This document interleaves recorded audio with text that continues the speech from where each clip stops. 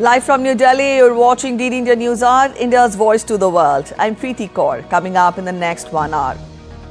Prime Minister Narendra Modi to visit the states of Karnataka, Telangana and Gujarat today will participate in the anniversary celebrations of the art of living in Bengaluru.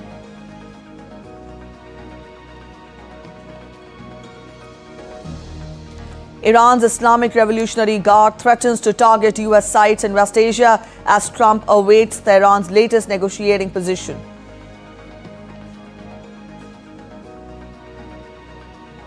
President Putin says Ukraine war might be coming to an end, mentions condition for meeting Zelensky, also blasts West for backing Kyiv.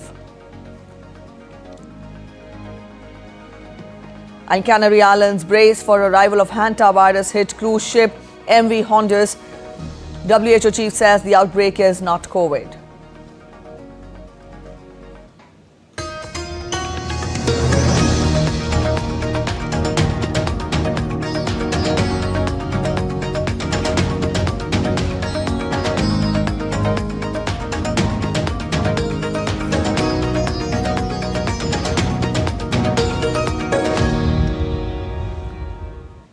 Prime Minister Narendra Modi will visit the states of Karnataka, Telangana and Gujarat today. In his first leg, Prime Minister will visit the southern Indian state of Karnataka, particularly the city of Bengaluru, where he will participate in the 45th anniversary celebrations of the Art of Living Foundation. Several projects and initiatives are being launched by the Prime Minister on the occasion. DD India's Gautam Roy gets us more. Imagine mediating at this newly constructed Dhyan Mandir at the Art of Living International Centre in Bengaluru. It's set to be an elevated experience for inner peace and holistic well-being once it's inaugurated by Prime Minister Narendra Modi on Sunday. The Art of Living Foundation is marking its 45th anniversary on the occasion and several other nationwide. Year-long service initiatives focused on mental well-being, rural development, conservation and social transformation are planned around it. On this occasion, we have projects that would benefit the rural population around the country and tribal villages as well, and then schools and colleges and planting trees. Like this, we have going to be celebration without a Seva projects has no meaning. So our celebration is always combined with the Seva projects. And Prime Minister had visited our Silver Jubilee when we've celebrated 25 years of Art of Living in Bengaluru. Gurudev also said that the PM's participation in Art of Living's birthday celebrations will send out a message of peace and amity in the world. The world will, wake up and see that India is the source of hope, and India can give them solace and comfort times of strife and distress. The PM will also pay obeisance at the Sri Pratap Ganapati temple at the Sri Sri Gurukula, which is part of the centre. Students who are to recite shlokas in the PM's presence voiced their excitement at the visit. So it is a matter of pride and pleasure at the same time that our Honorable Pradhan Mantri Narendra Modi is visiting our Pathshala. We are very excited for this, and we want more and more of our Dharma and Sanskriti to grow, which is very well done by them. Prime Minister Modi will further deliver a keynote address on the occasion, apart from addressing a public rally at the Hindustan Aeronautics Limited ground in India's IT capital. India is the birthplace of countless spiritual and holistic well-being practices such as yoga, Ayurveda, Siddha and many more. Prime Minister Narendra Modi's participation in the 45th birth anniversary of the Art of Living Foundation will send out a powerful message of peace and amity, which is needed the most at this time in the world when there is conflict and strife. With camera person Vicky Rajput, Gautam Roy, Bengaluru, DD India. Students who will recite shlokas in the presence of Prime Minister Narendra Modi expressed excitement ahead of his Bengaluru visit for the Art of Living Foundation anniversary celebrations. It is a matter of pride and pleasure at the same time that our Honorable Pradhan Mantri Narendra Modi is visiting our Pathshala. We are very excited for this, and we want more and more of our dharma and Sanskriti to grow, which is very well done by them.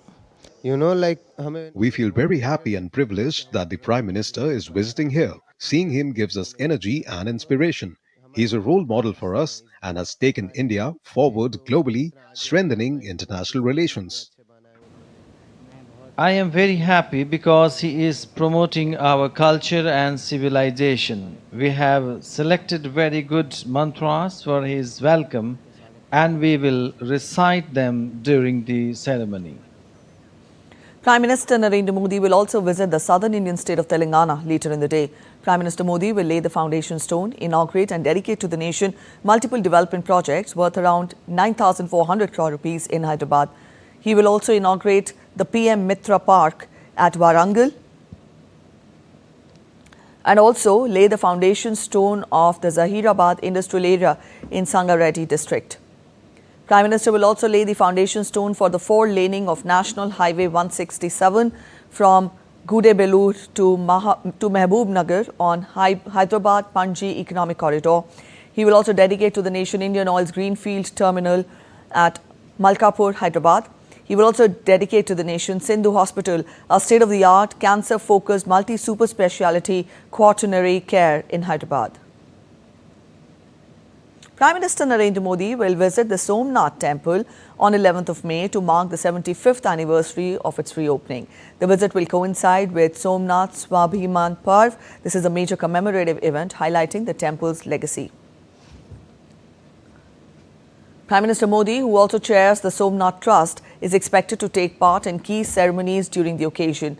Ahead of the visit, he described Somnath as a symbol of India's unconquerable spirit and emphasized on the importance of preserving heritage alongside development. He highlighted the government's Viksit Bhi, Virasat Bhi approach, focusing on growth with cultural conservation. As part of the celebrations, special pujas will be organized at the temple for the next 1,000 days. Prime Minister Modi has also urged people across the country to visit Somnath and be part of the commemorative period. In other news, today marks the final day of External Affairs Minister Dr. S. Jaishankar's official visit to Trinidad and Tobago. The External Affairs Minister, during the visit, joined Trinidad and Tobago's Prime Minister Kamala Prasad Bharati at Nelson Island for a quick impact project aimed at preserving the historic site where the first Indians arrived in Trinidad and Tobago. Supported by Indian assistance, the project will help showcase the shared heritage between the two nations. Earlier, Dr. S. Jaishankar visited the Dattatreya Mandir, where he offered prayers for the well-being of the people and for stronger ties between India and Trinidad and Tobago. In another major development, India and Trinidad and Tobago launched a permanent prosthetics center in the town of Penal. The people-centric project follows the success of India's Jaipur Food Camp, which helped more than 800 persons with disabilities. Delivering on another commitment made by Prime Minister Modi during his 2025 visit, Dr. S. Jaishankar and Trinidad and Tobago's Prime Minister Kamala Prasad Bharati jointly handed over a new agro-processing facility in South Trinidad. The project, supported under India's Seeds initiative, is expected to strengthen Trinidad and Tobago's small and medium enterprise sector while giving added support to the country's farming industry. Speaking at the event, the minister said the projects aim to boost regional economy. The idea was conceived initially in 2023 in general terms at the CARICOM Foreign Ministers meeting. And what we had in mind was this recognition that an SME project, a small medium enterprise project which was focused on farming, would provide livelihood to tens of thousands of people in our partner country. Chile's Minister of Foreign Affairs, Francisco Perez Macana, is in India on an official visit aimed at strengthening bilateral cooperation in trade, business, technology and investment. During the visit, the Chilean Foreign Minister will hold meetings with External Affairs Minister Dr. S. Jaishankar and Commerce Minister Piyush Goyal. The Chilean Foreign Affairs Minister will also participate in multiple business events and the CII Annual Business Summit 2026 in New Delhi before travelling to Bengaluru for discussions on innovation and technology partnerships. Minister of State for External Affairs Pabitra Margarita is on an official visit to Costa Rica, Honduras, Belize and Dominica. During his visit to Costa Rica, Minister of State for External Affairs Pabitra Margarita paid tribute to Mahatma Gandhi at the University of Peace in San Jose. He said Mahatma Gandhi's legacy belongs not only to India but to all humanity, adding that his message of peace and non-violence continues to inspire people across the world. Earlier, he inaugurated a new office center of Fuji, a global Indian IT and deep tech company. The Minister of State said it was inspiring to see Indian technology and talent creating new opportunities and contributing to growth in Central America. You're watching DD India News. We're heading for a short break, but after the break, Secretary of State Marco Rubio and Witkoff meet Qatari Prime Minister in Miami to expedite deal with Iran.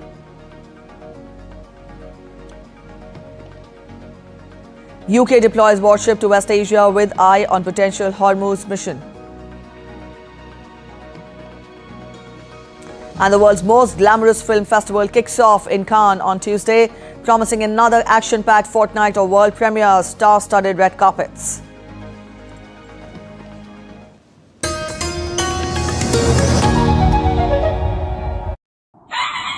स्वागत आहे to magnetic Maharashtra.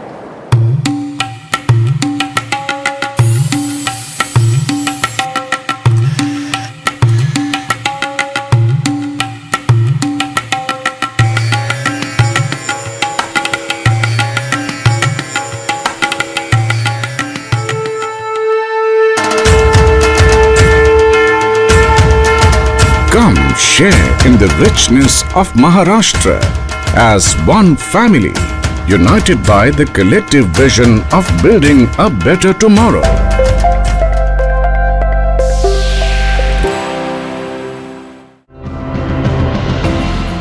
Why are so many cities in India struggling with water shortages? I looked into it, spoke to a few experts, and honestly, it's not one problem, it's a mix. We could construct more spring chambers and maintain them so the residents no longer face any problems. We can decentralize. We can desilt the other water bodies in the district and use them for drinking water. We can also consider taking development to districts other than Chennai. I believe this company must be shut down, and we will not stay quiet until it is. This mother of Konkan says no to PFAS. This technology that we have is specifically designed so that anyone can afford that. Where we have different levers we can tune. We can give them a very quick treatment because they can afford to pay for high energy because space is the issue, like in Europe. Or we can also do a much slower treatment with low energy.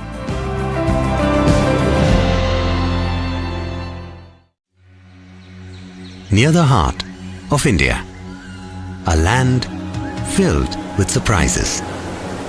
In the mighty force of your waters.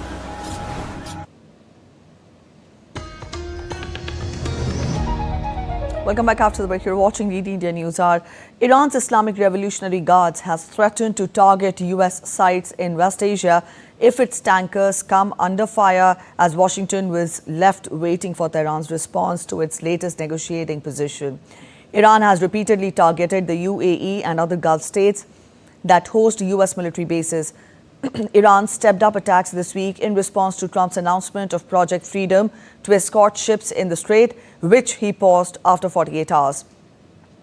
Tehran has largely blocked non-Iranian shipping through the strait since its war began with US-Israeli airstrikes across Iran on February 28th. The warning comes a day after US fighter jet fired on and disabled two Iranian-flagged tankers in the Gulf of Oman. That incident followed another flare-up the night before in the Strait of Hormuz, the vital international sea lane that Iran is seeking to control in order to extract tolls and wield economic leverage over the United States and its allies. US President Donald Trump was expecting Iran's answer to Washington's latest proposal for a peace deal to extend the truce in the Gulf, in fact, to allow for talks on a final settlement of the conflict, while saying that it is unacceptable for Tehran to control the key oil route. Iran said the proposal was still under review. According to Iranian media, the recent escalation of tensions by American forces in the Persian Gulf and their numerous actions in violating the ceasefire have added to suspicions about the motivation and seriousness of the American side in the path of diplomacy. As the United States optimistically waits for Iran's response linked to ongoing negotiations over the West Asia conflict, U.S. Secretary of State Marco Rubio and U.S. Special Envoy Steve Witkoff held a meeting with Qatari Prime Minister and Minister of Foreign Affairs Mohammed bin Abdul Rahman Al Thani in Miami on Saturday, as both sides had held discussions on the ongoing efforts to reach a deal with Iran. However, the first round of talks in April failed to yield any results, while the second round never took place despite significant buzz. Now, according to media outlets, Qatar has been working quietly behind the scenes in order to mediate, with US officials describing the Qataris as especially effective in negotiations with Iran. The meeting followed Al Thani's discussions with Vice President J.D. Vance in Washington the previous day.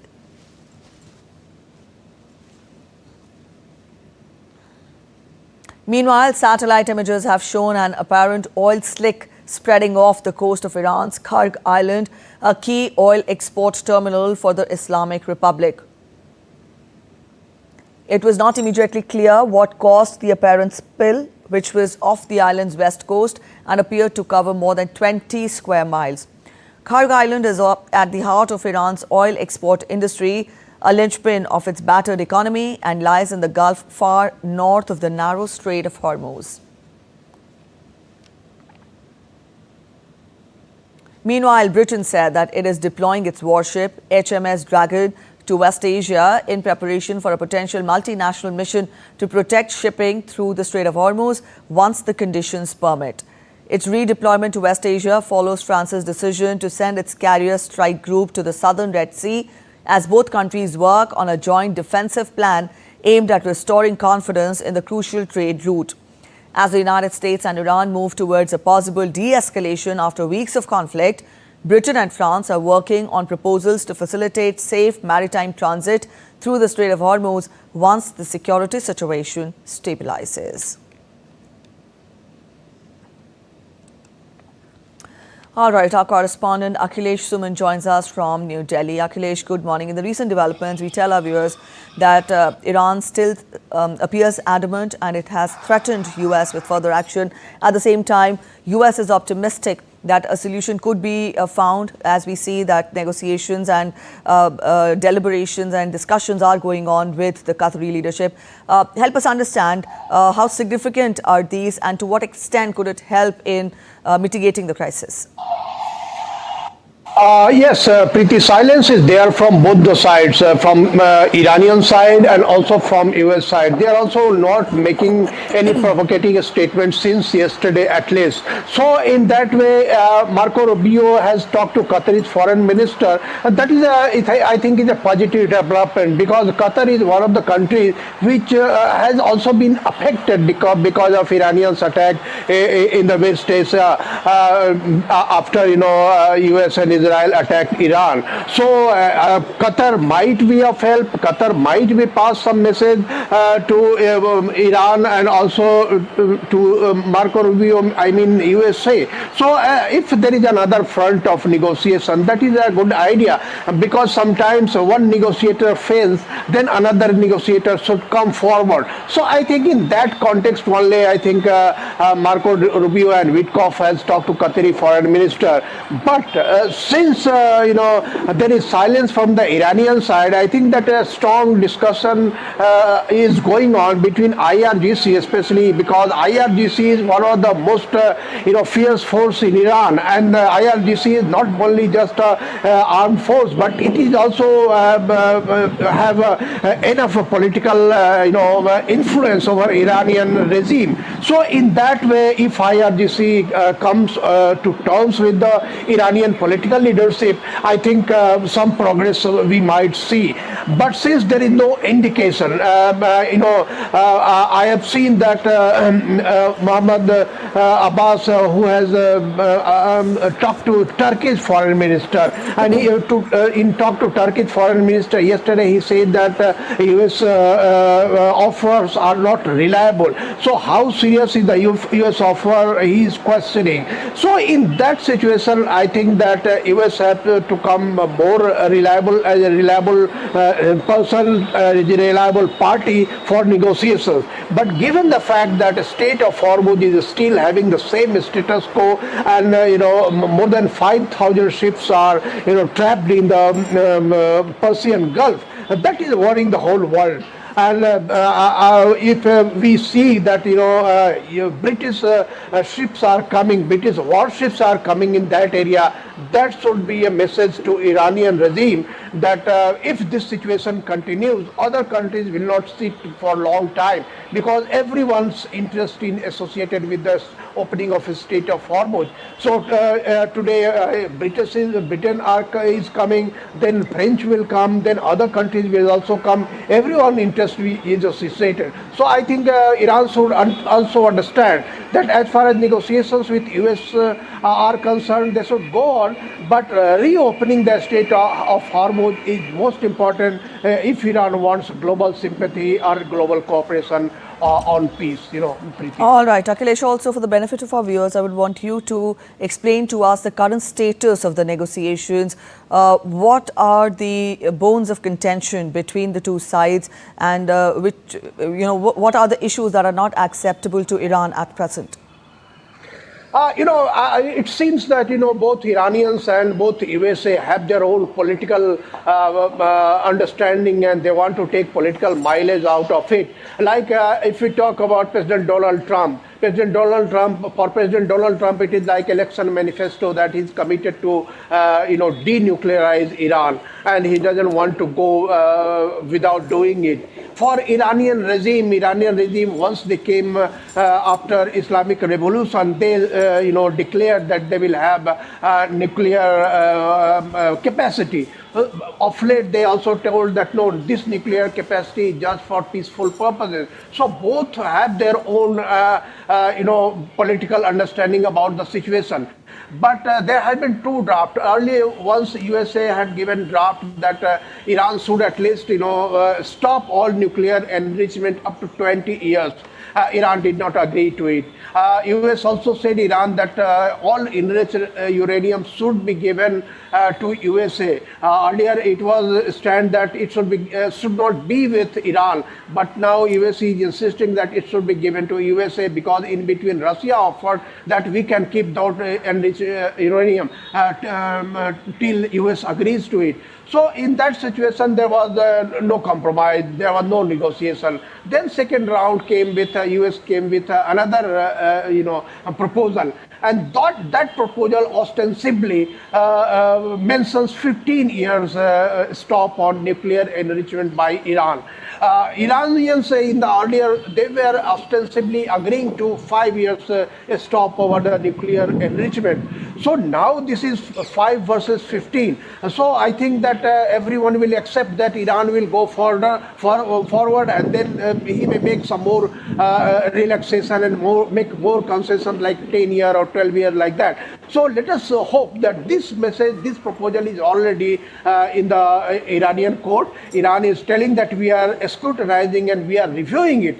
That means something is going on in Iranian side. Iranians also want to stop this war, because not it is going in the interest of Iranian people, at least, because people are not committed to anything. Iranian regime might be committed to their own understanding about the world, but people need the ease of living. So I think people pressure is also on the Iranian regime, even though people are not coming against the regime because it is a different situation. But Iranian, I think, regime will also consider this situation, that if they prolong this situation for a long time, economy will virtually collapse, and no country will come forward, neither China nor any other country, to help Iranian in that situation. So I think we should just think that there is some understanding going on inside Iranian regime and inside the political understanding between IRGC and Iranian political leadership. So let us hope something may come out in a day or two, because Donald Trump ultimatum was for Friday night. It is not Friday, it is now Sunday. So let us hope that if the time is prolonging, something might come out. All right, and now that we see there is no real solution any soon to this conflict, Akhilesh, the center of the conflict is now the Strait of Hormuz. I would want you to explain to our viewers, if the conflict continues for long, to what extent can this further dent the economy globally, one? And secondly, a need always leads to an invention. Are there any alternate routes, or are there any alternate, choices which the world has at present if this blockade of the Strait of Hormuz continues? Right, that necessity of invention is the mother of invention, yes. So it is an old phrase. And that the way Iranians have virtually taken the Strait of Hormuz as hostage, everyone in the world are feeling the pinch. And every country governments are under pressure. You may see that the protest may rise against the closure of a Strait of Hormuz in various countries, because all the global south are developing economies, and if their fuel cycle is disturbed in such a way by blockage of one country, protest may emerge in different parts of the world against maybe against Iran also. So in that situation, governments will be thinking that fuel cycle should not stop. So many countries like India is also taking fuel from different other countries. So everyone will find an alternate route. Solar energy, wind energy, alternate sources of energy, all these are being discovered by every country in the world. So that dependence of such gloomy situations should end, and it will be for the disadvantage of Iran also, because Iran's major revenue have to go through the sale of oil and gas, and if world gets an alternate source, what will Iran do? Iran's own economy will collapse. World will find a way. Iran will be in trouble in coming days, in coming years. Preeti. All right, Akhilesh, we'll leave it here. Thank you so much for joining in with those insights. A parallel ceasefire on the war's Lebanon front is also under strain amid daily exchanges of fire between Israel and Iran-backed Hezbollah. The fresh attacks were some of the most intense since the start of the 3-week-old ceasefire between Israel and Hezbollah. Hezbollah said it targeted troops in northern Israel with drones on at least 2 occasions in response to the continued strikes. Israel's military said Several explosive drones were launched into Israeli territory, with one army reservist severely wounded and 2 others moderately injured. The fresh strikes come as Lebanon and Israel, officially at war since 1948, are to hold direct negotiations in Washington next week, which Hezbollah vehemently opposes. Russian President Vladimir Putin on Saturday said that the war in Ukraine was winding down as the first day of a US-brokered ceasefire was marked by mutual accusations of violation. He was speaking to reporters at the Kremlin following Russia's scaled-back Victory Day celebrations on 9th of May. The annual event marks the Soviet Union's victory in World War II and honors millions of lives lost, but this year came amid ongoing Russia-Ukraine conflict.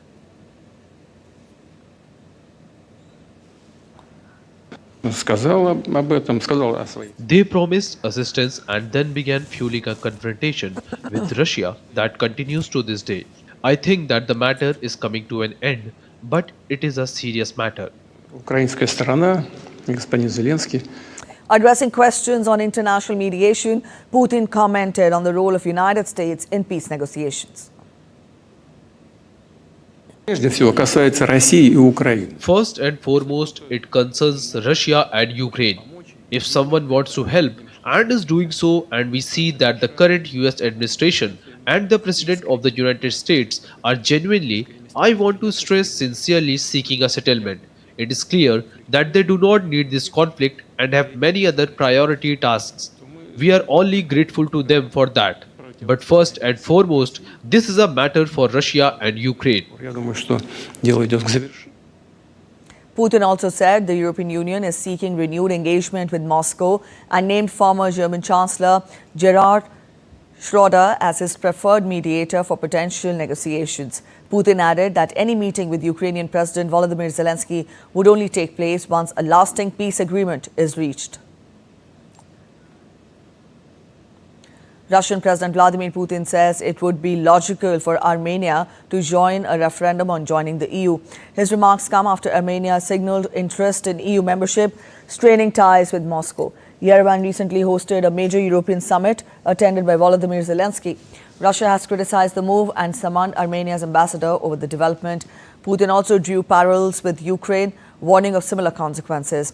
Armenia had earlier frozen participation in a Russia-led military alliance.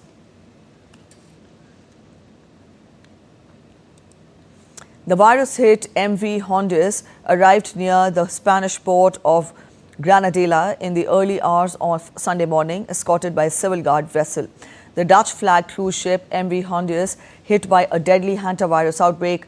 Nearly 150 people on board are expected to be evacuated and flown back home after spending weeks at the sea.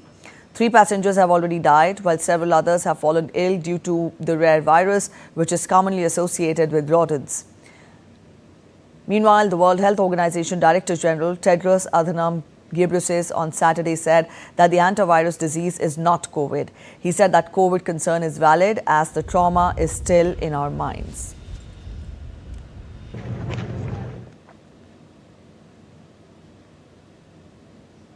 Many times as WHO. And when we say this, we don't take it lightly. The concern is legitimate because we have all experienced because of COVID, especially in 2020. And that trauma is still in our minds.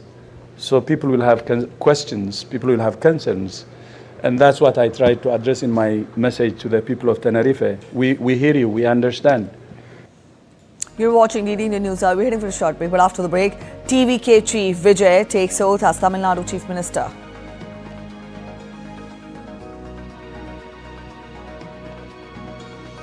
And India conducts successful flight trial of advanced variant of Agni missile with MIRV system.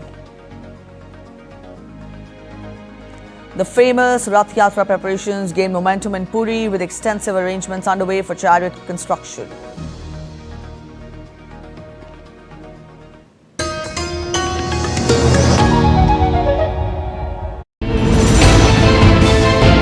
Geopolitics and trade deals. Economic challenges amid development. Hard work and the path to prosperity. It's the economy, always. Between walkers, money is what money does and says. Supply creates its own demand. Between the bulls pulls and bears tears. When supply chains globalization and India rises to the podium. We'll get you centered with the economic brief at 8 p.m. every Thursday on DD India. Welcome back after the break. You're watching DD India Newshour. A quick relook at the top stories now. Prime Minister Narendra Modi to participate in the anniversary celebrations of the Art of Living in Bengaluru today, also to visit the states of Telangana and Gujarat later in the day. Iran's Islamic Revolutionary Guard threatens to target US sites in West Asia as Trump awaits Tehran's latest negotiating position. President Putin says Ukraine war might be coming to an end, mentions condition for meeting Zelensky, also blasts west for backing Kyiv. And Canary Islands brace for arrival of Hantavirus hit cruise ship MV Honduras. WHO chief says the outbreak is not COVID.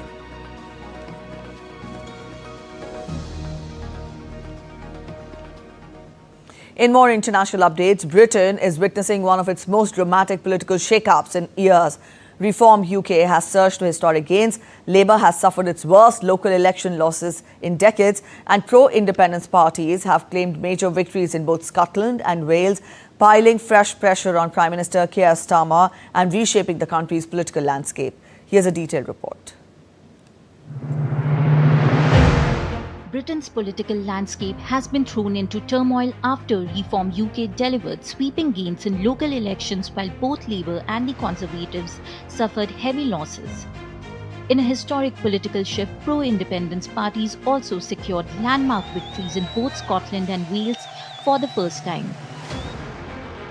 As the final results continue to emerge in over 5,000 seats declared, Reform UK has become the election's biggest winner, gaining more than 1,400 seats, while Labour's dramatic losses reduced the party to fewer than 1,000 seats. Reform UK party leader Nigel Farage celebrated his win, calling the results historic. We have absolutely stormed it in St Helens, with the Labour Party being reduced down to just 2 seats. These are historic results. The Labour Party has recorded its worst local election performance by a governing party since 1995, fueling growing unrest within its own ranks and prompting renewed calls for Keir Starmer to resign. Amid fresh calls for him to resign on Saturday from several of his own lawmakers, Starmer reiterated that he's not going to walk away from this. It's very important that we do reflect on what was a tough set of results, but I'm not going to walk away and plunge the country into chaos. I think the right thing to do is to rebuild and show the path forward. Aiming to reset his leadership and win back party support, Starmer has named former Prime Minister Gordon Brown as his special envoy on global finance on Saturday. Starmer said that Britain's longest-serving Chancellor is well placed to work with international allies to build a stronger Britain and boost the country's security and resilience. The UK PM also appointed Harriet Harman as the advisor on women and girls. Being a strong advocate for women and girls, Harman is expected to deliver greater opportunity for women in public life. In Scotland, First Minister John Swinney declared victory for the Scottish National Party in the parliamentary elections on Friday. Swinney vowed to support Reform UK and its leader Nigel Farage. In Wales, the leader of the country's Nationalist Party celebrated winning the largest number of seats, marking the first time Labour has lost power there since the Wales Assembly was established in 1999. The stunning electoral setback has underscored how quickly public sentiment has shifted against Starmer's government. Bureau Report, DD India. Centre-right leader Peter Magyar was sworn in as Hungary's Prime Minister. Peter defeated nationalist Viktor Orban after 16 years in power with a landslide victory, handing his Tisza party a constitutional majority that will allow him to roll back reforms critics say have weakened the democracy. But any early political momentum for Magyar may prove short-lived, with pressure mounting to unlock billions of euros in suspended European Union funding needed to revive the economy and stabilize strained public finances.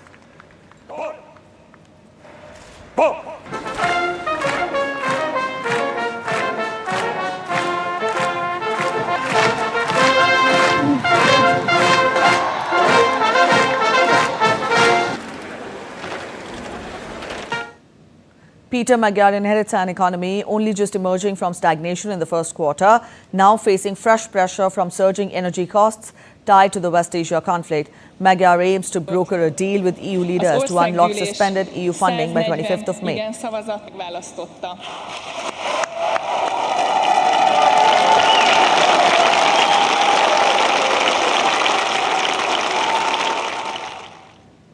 Scotland's First Minister John Swinney has called for Scotland to be given the opportunity to decide on independence before the United Kingdom's next general election, warning that the anti-immigration Reform Party is moving closer to power. The statement comes after Thursday's local and regional polls results, in which Nigel Farage's far-right Reform Party won seats in the Scottish and Welsh parliaments for the first time. During his remarks, Swinney said that Nigel Farage is now galloping towards Downing Street and the prospect for a reform-led government is becoming increasingly likely.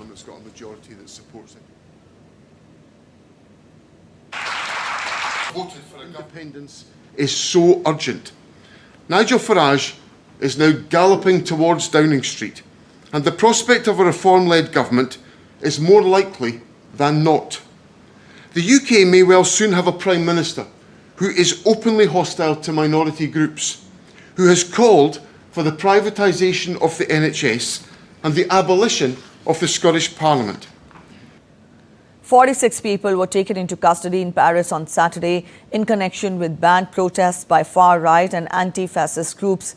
They were among 97 people arrested in several areas in the centre of the French capital. They were detained for taking part in a group formed with the intention of committing violence and damaging property, willful group violence and carrying prohibited weapons. Police had banned a protest organised by the far-right May 9th Committee and an anti-fascist counter-demonstration called No Nazis in Paris. A court upheld the ban due to the risk of public disorder. The ban raised concerns about the freedom to demonstrate in France. The May 9th Committee protests every year to mark the death of a far-right activist in 1994. France and Algeria set aside a 2-year diplomatic falling out to agree to intensified cooperation on domestic security and defense in a meeting between Algerian President Tebboune and French Armed Forces Minister Alice Rufo. Following her 2-hour meeting with the Algerian leader, Rufo said that it had provided the opportunity to discuss security and defense cooperation. The diplomatic spat between Paris and Algeria began in 2024 when France declared its support for a Moroccan plan to grant autonomy to the disputed territory of Western Sahara under Moroccan sovereignty. French President Emmanuel Macron visits Egypt's Alexandria to attend inauguration of new Francophone University. Macron met Egyptian President Abdel Fattah al-Sisi and inaugurated the campus. Macron's visit to Egypt was the first leg of an African tour that also includes Kenya and Ethiopia. Later, the French president arrives in Nairobi for the first of a 3-day official visit, where he will meet President William Ruto ahead of the Africa-France summit in Nairobi.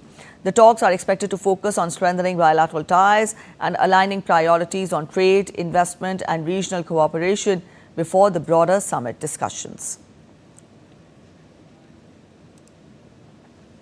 Moving on to Syria, where the Syrian President Ahmed al-Shara has carried out a partial government reshuffle, replacing several ministers and senior officials, including his own brother.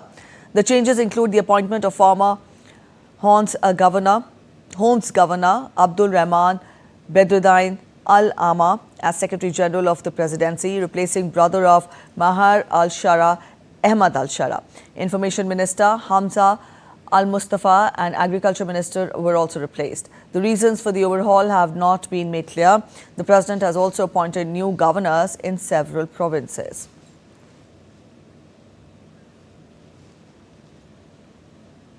Venezuela's acting president, Delcy Rodriguez, is heading to The Hague for a land dispute case with Guyana at the International Court of Justice.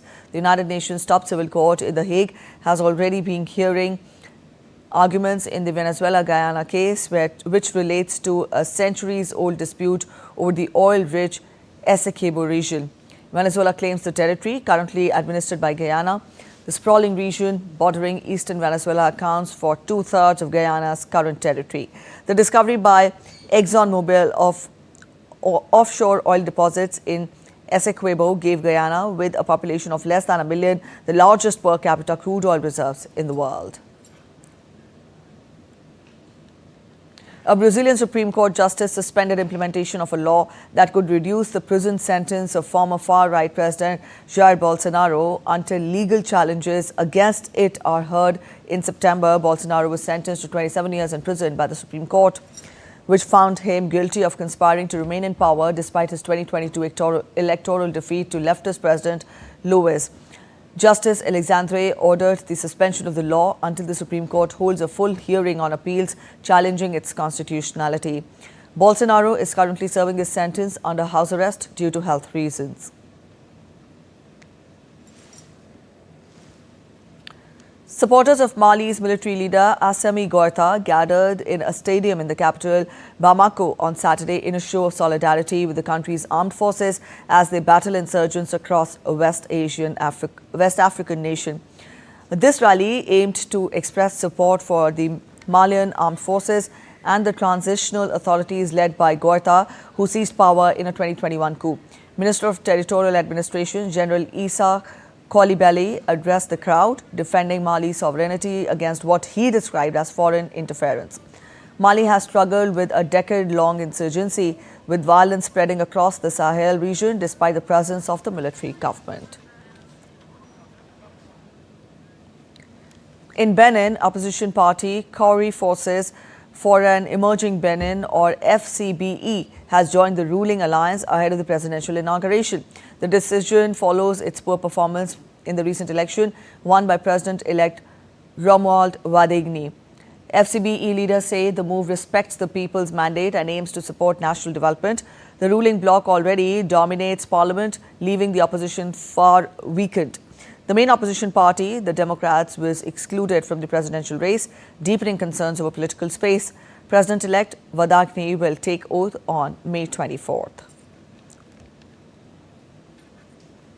Bolivian President Rodrigo Paz confirmed the creation of a constitutional reform commission and unveiled a package of 10 laws at the closing of the Great National Gathering in Cochabamba. Paz lauded his government is preparing a new investment law alongside proposals covering mining, green economy, entrepreneurship, national security and state reform. The president stated that the proposals seek to address the country's economic and institutional transformation through structural reforms and greater administrative decentralization. Tech billionaire Elon Musk has launched a tirade against French judicial authorities currently investigating possible abuses on his X social network. France opened an inquiry in January 2025 with allegations that X was used to interfere in French politics. The probe has since widened to cover allegations of Holocaust denial, distribution of deepfakes. The probe, launched in 2025, covers claims including deepfakes and Holocaust denial, while a French group has filed a complaint over Musk's recent remarks alleging public insults.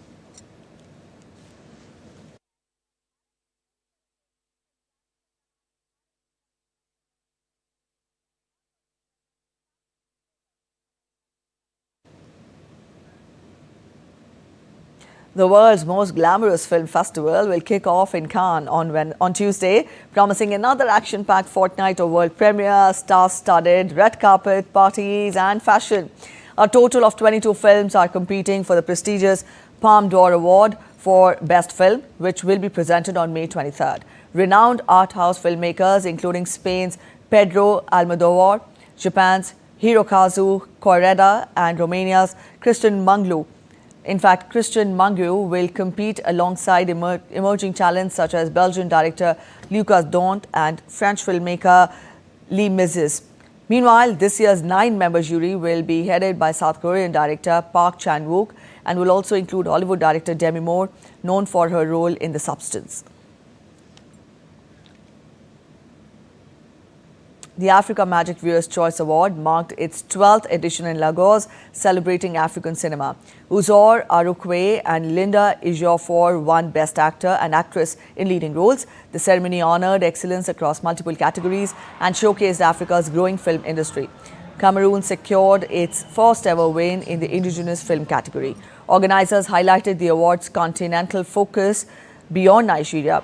Veteran actor Kenayo O. Kenayo was honored with an Industry Merit Award.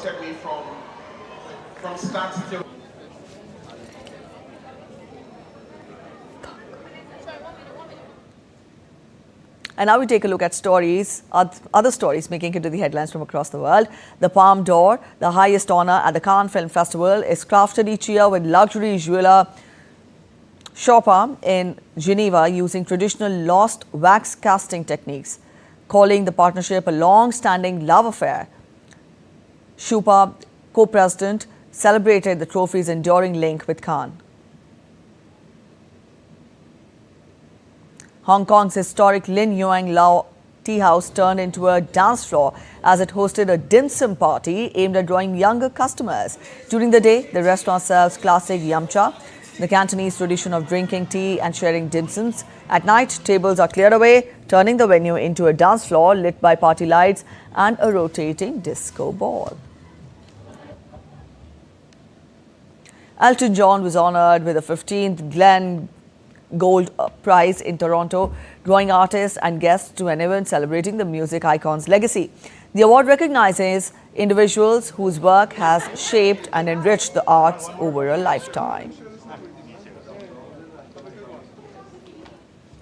Back home, TVK Chief Chandrasekhar Joseph Vijay took oath as the Chief Minister of Tamil Nadu on Sunday. Tamil Nadu Governor Rajendra Vishwanath Arlekar administered the oath of office to TVK Chief C. Joseph Vijay as the Tamil Nadu Chief Minister at Jawaharlal Nehru Stadium in Chennai. TVK emerged as the single largest party in the April 23rd Assembly elections, winning 108 seats in the 234-member Assembly. However, Vijay could not attain majority on its own and was later offered support by Congress with 5 seats, CPIM with 2, CPI with 2, VCK with 2 and IUML with 2, which were earlier the allies of alliance led by DMK. The governor has asked Vijay to seek a vote of confidence on or before May 13th. India conducted successful fight trial of an advanced Agni missile with multiple independently targeted re-entry vehicle system on Friday. The trial was conducted from Dr. APJ Abdul Kalam Island, Odisha. The missile carried multiple payloads targeting different locations across the Indian Ocean region, covering a wide strike area. Telemetry and tracking by ground and ship stations monitored the full flight from liftoff to impact. Flight data confirmed all mission objectives were successfully met. The High Commission of India in Colombo on Saturday organized an exhibition to mark 1 year of Operation Sindoor, launched in response to Pahalgam terror attack in Jammu and Kashmir. Held at the Swami Vivekanand Cultural Center, the exhibition showcased images of terrorist infrastructure destroyed during the operation and highlighted the decisive, measured and precise nature of the mission. The event was inaugurated by Indian High Commissioner Santosh Jha in the presence of dignitaries, members of the Indian diaspora and representatives of the Indian origin Tamil community in Sri Lanka. Terrorists questioned everybody, whether they are married or no, or the Hindu or identified their religion, and shot.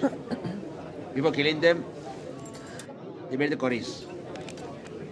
This is terrible, unacceptable. Therefore, we have passed all through this. And obviously India has the right to retaliate. Say that we stand in solidarity with India, because I think what happened when especially innocent civilians were marked and executed point blank, I think that also did prove a retaliation from India's side. And that retaliation proved India's military capabilities and decisiveness, and also the steadfastness of the Indian government when it came to protecting the want to see at these pictures, where it shows a very confident level of the security of Indian government and their measures taken forward to control terrorism. So I always wish that terrorism is eradicated throughout the world for the peace of the global unity, and India has played a major role in eradicating terrorism. Preparations for the annual Rath Yatra festival gained momentum in Odisha's Puri as the ceremonial Chakka Akdera ritual was performed on Saturday, marking the fixing of wheels to the three grand chariots of Lord Jagannath, Lord Balbhadra and Devi Subhadra. Devotees and visitors gathered in large numbers to witness the traditional rituals associated with the centuries-old festival. Take a look. The chariots for the famous Rath Yatra in Puri began taking shape on Saturday with the sacred Chakka Akdera ritual at Rathakhala, the chariot construction yard. The ritual, held on the auspicious occasion of Bhuri Yatra, included fixing wheels and axles of the three wooden chariots of Lord Jagannath, Lord Balbhadra and Goddess Subhadra. Bhuri Yatra marks the concluding day of the Bahara Chandan Yatra, when deities are taken out for ceremonial boat rides and ritual bathing to beat the summer heat. As per tradition, the Agyamala, the garland that symbolizes divine approval, was brought from the Jagannath temple to the chariot construction yard before the ritual began. As per the rituals of the Sri Jagannath temple, today the ritual of Bhauri is performed, and as per that a very unique ritual, the axle with the wheels of all the symbolically three chariots, they get connected today, and after the receipt of the Agyamala from the Sri Jagannath temple, that particular ritual has been performed. On the 16th of July, this year's chariot festival will be held. रथ निर्माण का एक बहुत ही important जो कार्यक्रम था वो था रथ चक्र और अख का संजोगीकरण, जो हमारा आज महाप्रभु का आज्ञामाला पाने के बाद आज सारे हमारे सेवक बंधुओं के साथ, प्रशासन, पुलिस और सबके साथ आज मिलके ये कार्यक्रम संपन्न हुआ है। श्रृंखला के साथ सारा कार्यक्रम हमारा हो रहा है। Lakhs of devotees from across India and beyond will gather in Puri on July 16th this year during the Grand Rath Yatra. The countdown for that heritage event began on Saturday. With that, we now end this edition of DD India News Hour, but news and updates continue. Keep watching. As of now, bye-bye.